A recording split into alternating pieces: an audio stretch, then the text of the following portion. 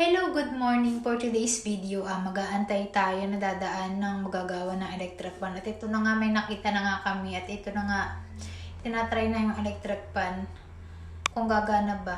At ayan na nga, bumili na rin yung mga kasama ko sa bahay ng mga pangulam, pusit, at saka may isa pang isda na hindi ko alam ang pangalan at igagatan din.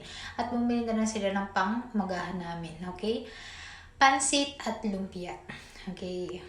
Atin nang iluluto yan ngayong umaga kasi uulam natin yan ngayon. Ayan na nga, yun yung pinamili nila. Hindi ko alam kung anong pangalan ng isang isda yun. Basta alam ko isda yan. Okay, ngayon po ay lalantakan na natin itong binili ng pansit at lumpia. At ito nga, gutom na yung bata. Gusto na rin kumain, hinahalbat na.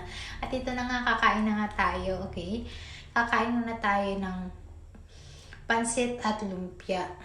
At ayan na nga, luto na nga yung ginataan na isa at niluluto na rin itong pusit na ginataan.